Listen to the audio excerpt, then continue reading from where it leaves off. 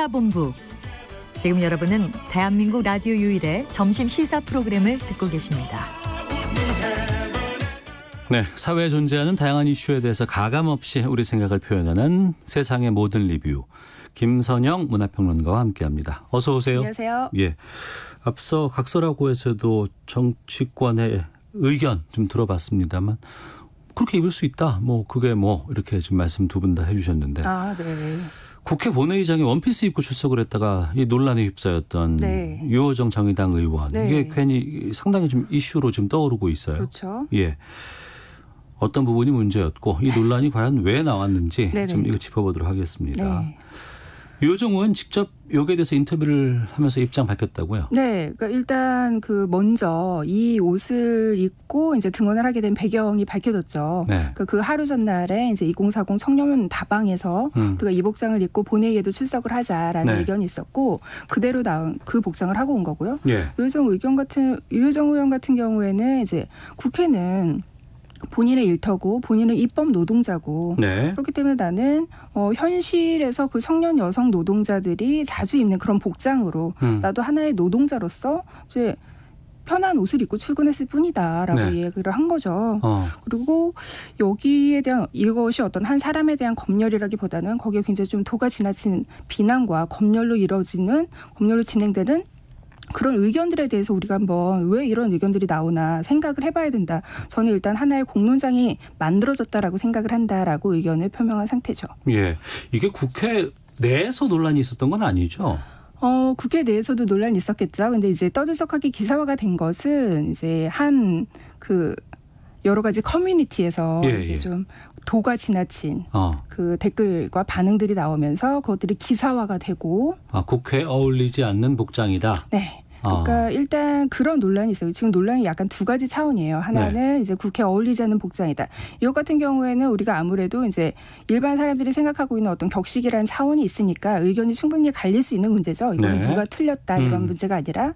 근데 문제가 되는 것은 여기에 근데 도를 넘어선 성희롱적인 그런 댓글들 그리고 좀 성차별적인 이게 수위가 굉장히 높은 댓글들을 그대로 옮길 필요는 없지만 언론에서 또 그걸 또 옮기면 그렇죠. 안 되잖아요. 그대로 옮겨서 저는 좀 그런 의견이 정말 다수의 의견인 것처럼 너무 과잉 전시되는 것도 문제라고 생각을 하거든요. 근데 확실히 과도한 비난들이 있었고 이런 것들이 그렇다면 이제 유호정 의원이 평소에 이런 젊은 여성들에게 가해지는 어떤 외모라든지 태도에 대한 평가, 우리 사회의 어떤 편견 어린 시선들이 이러한 혐오 표현에 좀 담겨 있는 게 아니냐 이런 것까지 이제 쟁점이 돼서 좀 이번 유 의원의 말처럼 이번 공론장을 계기 삼아서 좀 우리 사회 시각을 좀 변화시키는 그런 계기로 삼아야 되지 않을까 이런 의견들도 나오고 있죠. 앞서 이준석 전 최고 같은 경우에는 유시민 전 장관 때 그때 이제 논란이 생각이 난다라고 얘기를 하셨는데 그때는 의원들이 퇴장하는 일이 있었어요? 그렇습니다. 그때 논란하고 확실히 유사하죠. 그러니까 무려 17년 전이지만 그때 유시민 전 의원도 그렇게 말을 했죠. 우리가 이제 민주주의 사회는 어쨌든 다양성을 보장하는 그런 사회인데 전부 다 단색으로 옷을 입고 있는 것보다 좀 나처럼 다양하게 복장을 입는 것이 민주주의의 성격을 더 잘 드러내는 것이 아니겠느냐라고 입장을 표명을 했는데 이건 정말 격식에 맞지 않는다. 그러니까 거기에 대해서도 좀 이거는 너무 권위적이고 좀 경직된 시선이 아니냐라는 비판이 있었고 여기에 또 어떤 당파적인 시선이 들어가서 이게 좀 정쟁으로 좀 번지기까지는 했죠. 근데 이제 이번에 유 의원의 사건 같은 경우에는 단순히 이것이 어떤 권위주의, 탈권위주의 이 문제의 차원을 떠나서 류시민 의원은 그 당시에 받지 않았던 어떤 성차별적인 공격을 받고 있기 때문에 또 다시 논쟁이 되는 거죠. 그런데 저는 생각이 좀 다른 게 그 2003년 유시민 전 의원 같은 경우에는 현직 의원들이 국회 내에서 저 복장은 내가 볼 수 없다라고 해서 퇴장하는 경우가 있었고 이번 같은 경우에는 국회의원 내에서는 뭐 퇴장이라든가 비난이라든가 이런 것들이 전혀 없었고 다만 외부에서 이제 댓글이라든가 커뮤니티 차원의 문제들이 좀 발생하지 않았을까? 거기는 좀 그 국회와 어떤 그리고 정치권에서 바라보는 입장은 확실히 좀 다른 것 같다는 느낌이 들거든요. 그러니까 그만큼 만약에 어떤 17년이라는 격차가 있다면 예. 그 격차에서 좀 그 다른 반응에서 의미를 찾을 수 있다면 적어도 정치인들이 그 복장에 대해서 입으로 네. 반대 의견을 표명할 정도로 그러니까 그렇게까지는 이제 좀 변화했다. 그 정도는 좀 이제는 사회가 좀 그것을 문제 삼지 않아야 된다라는 게 어느 정도 상식으로 자리 잡혔다라는 거를 인식하고 그렇죠. 있는 그런 상태인 거고요. 이제 그 수준의 그 변화에 어느 정도 또 긍정적인 의미가 있다면 예. 이제 과거와는 달리 이제 어떤 그런 혐오적인 여성에 대한 혐오적인 또 청년에 대한 혐오적인 표현들이 나오는 거는 확실히 지금 우리 사회가 어떤 혐오라는 것이 굉장히 이슈가 됐구나. 네, 그걸 느낄 수가 있는 거죠. 알겠습니다. 자, 다른 얘기도 좀 짚어보겠습니다.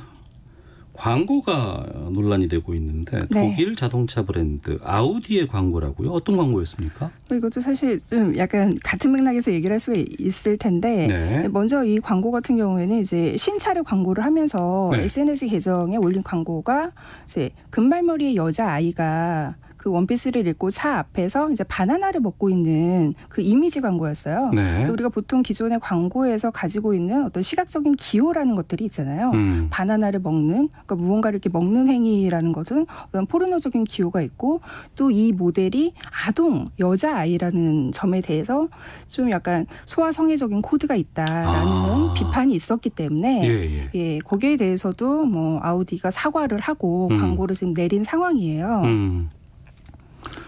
이전에도 아우디가 중국에서 광고가 논란이 됐었다면서요. 그렇죠. 그러니까 아우디 같은 경우에는 그 2017년에서도 중국에서 여성을 좀 중고차에 비유한 광고 때문에 아이고. 네, 그런 성차별적인 논란에 이제 또 사과를 본사 차원에서 사과를 한 적이 있고요. 예. 또 이런 단순 이렇게 성차별적인 광고뿐만이 아니라 최근에도 5월달에 또 인종차별적인 광고, 흑인 모델이 등장을 했는데 거기에서 이제 백인이 그 흑인을 약간 밀치는 그런 광고 때문에 인종차별 논란에 시달리기도 했었거든요. 그러니까 이런 광고가 논란이 된 전적이 좀 여러 번 있었기 때문에 네. 좀 이번에도 더 이슈가 된 것 같아요. 광고는 한 사람이 일방적으로 쓰는 글도 아니고 네. 다양한 사람들이 모여서 회의를 하고 또 광고주에게 의견을 구하기도 하고. 그렇죠. 근데 왜 이런 광고들이 나올까요? 그러니까 아직도 사실 광고계라는 것은 가장 트렌디하고 일반 그러니까요. 대중들의 변화하는 시각을 빨리빨리 캐치를 해야 되는 분야임에도 불구하고 예. 아직도 어떤 의사 결정권자, 최종적인 책임자라는 그런 위치에서 이런 광고가 왜 문제가 있을까라는 거를 좀 걸러주지 못하는. 그러니까 그 최전선에서 이 광고를 소비하는 그 대중들은 많이 변화를 했는데 네. 아직까지 좀 높은 지위의 의사 결정권자들은 좀 변하는데 좀 시기가 있지 않나, 뒤처지지 않았나 이런 생각을 하고 있어요. 그래도 네. 강행해라고 해서 이게 나왔을 거 아니에요? 아예 좀 문제가 없다라고 생각을 해서. 그럼 더 문제 아닌가요? 그렇죠. 그게 가장 문제인 거죠. 왜냐하면 이런 논란이 계속해서 반복이 되고 있으니까. 네. 그러니까 광고 같은 경우에도 이제 이런 대중들이 어떻게 시각이 변하고 있다라는 거를 빨리 캐치해서 의사 결정권자들도 빨리 세대 교체를 하든지 요즘의 어떤 성인지 감수성, 인권 감수성을 빨리 그 몸에 인지를 하든지 이렇게 변화를 좀 해야죠. 네. 그러니까 이런 논란이 있었고 이 네. 논란 끝에 스스로가 이걸 이제 철회를 했어요. 네네. 이건 긍정적인 거 아닌가요? 그러니까 적어도 이런 논란이 있다는 것 자체가 저는 좀 긍정적이라고 봐요. 네. 아까 우리가 유호정 의원 논란에서도 그렇고 유 의원이 말한 게 결국에는 어떤 이런 논란으로 인해서 하나의 공론장이 열렸고 여기서 네. 어떤 하나의 의견을 그냥 배척하는 것이 아니라 이런 의견들이 충돌하는 과정에서 우리 사회가 좀 더 경직된 분위기를 풀 수가 있고 또 다양한 문화로 나아갈 수 있게끔 해야 되는 거잖아요. 그래서 저는 이런 논란 자체가 사실 과거에는 이런 논란이 있었을 때 이게 왜 문제냐 이런 반응이 더 많았거든요. 근데 요즘에는 그래도 피드백도 굉장히 빠른 편이고요. 네. 이런 게 왜 문제다라고 생각하는 그 의견들이 굉장히 좀 강경하게 목소리를 높이고 있기 때문에 저는 그래도 어느 정도 우리 사회가 좀 바뀌는 과정이 아닌가 이렇게 생각을 합니다. 그러니까 저희 시사부문 청취자 의견도 좀 그렇게 가는 것 같아요. 네. 무죄라는 분께서는 최소한 이런 물난리에 피해 입으신 분들이 많은데 공직자가 공식적인 자리에 이런 복장으로 나오는 것은 피해자분들에 대한 예의가 아닌 것 같습니다라고 부정적인 의견 주셨고 네.